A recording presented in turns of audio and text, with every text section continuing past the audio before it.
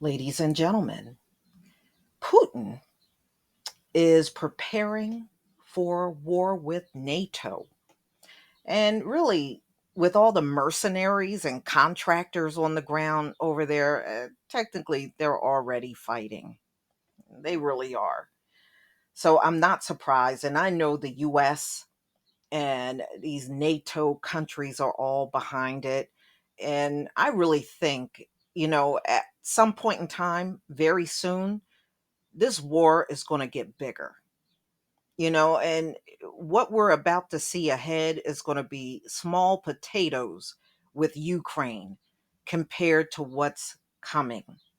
And yeah, I really believe they know that a lot of these non Ukrainians are in there fighting because Russia has killed a few. I did one just about a day ago of a mercenary that was over there, and he was a former US Marine.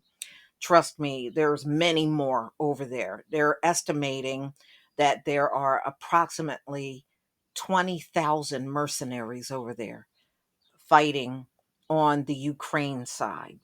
So I got some audio that I want you to listen to from Newsweek.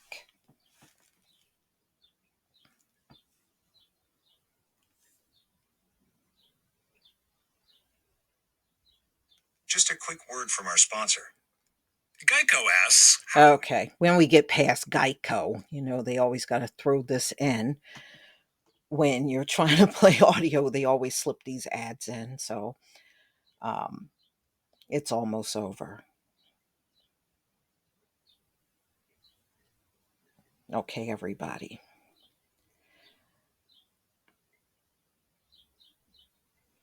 Okay, here we go right now.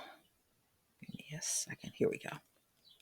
Preparing Russians for war with NATO. Recent threats made by Russian officials about retaliation against countries interfering in Ukraine may serve a dual purpose of warning off Western powers while also building favor among Russian citizens should a full conflict with NATO break out, according to experts. Russian President Vladimir Putin said during a Wednesday address that any countries who create a strategic threat to Russia during its war in Ukraine can expect retaliatory strikes that would be lightning fast. Days before, Russian Foreign Minister Sergei Lavrov said in an interview that NATO is essentially going to war with Russia through a proxy and arming that proxy. Various experts who spoke with Newsweek recently said Russian officials have increased the amount of threatening rhetoric as a way of stoking fear in NATO allies. Some experts also feel it's an effort to win over the hearts and minds of the Russian public. All along, Russian domestic propaganda has emphasized that Russia is at war not with Ukraine, but with NATO in the West, Yuri Zhukov, an associate professor at the University of Michigan, told Newsweek.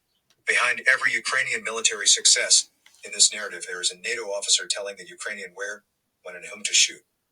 Zhukov continued, this framing makes it easier to explain military losses to the domestic audience. It also helps lay the political groundwork for a potential full wartime mobilization in Russia, which the regime has so far been hesitant to announce. And yes, it also creates political pressure to strike NATO targets, beginning with supply lines. I think from the perspective of Moscow, they want to build a case that this whole thing was started by NATO and the United States. Jonathan Katz, the director of democracy initiatives and a senior fellow with the German Marshall Fund of the United States, told Newsweek.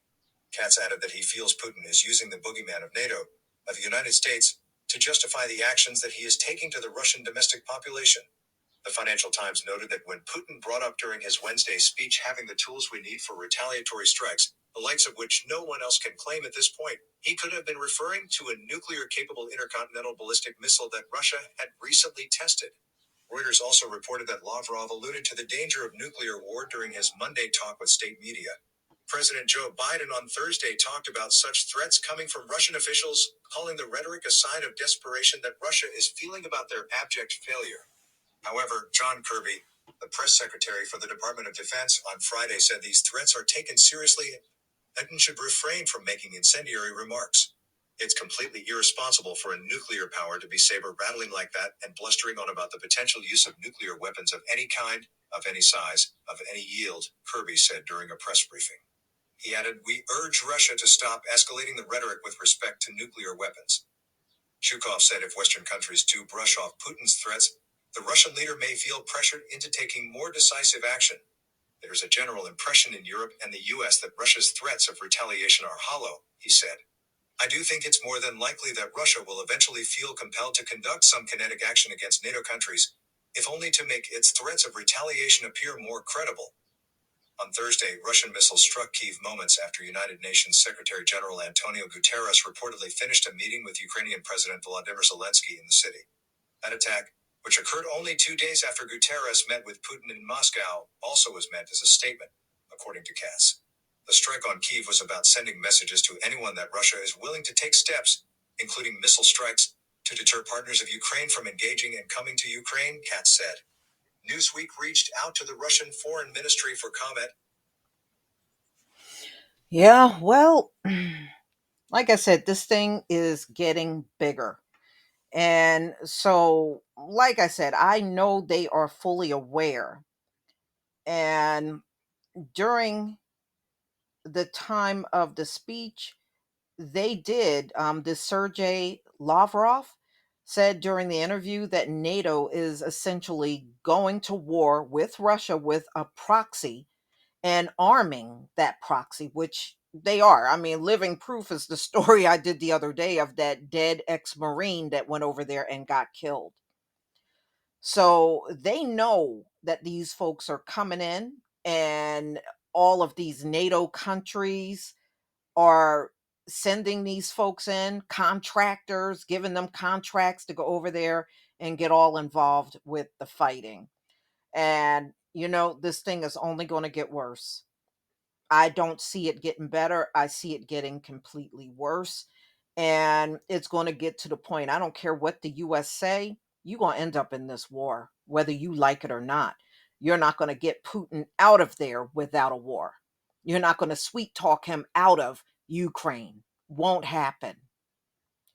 So, y'all, please tell me what you think about this story about Russia calling out NATO and saying, they are at war by proxy, war with NATO, including the US. Please leave your comment and subscribe. Don't forget to hit on the notification bell, and I'll see you on the next video. Peace.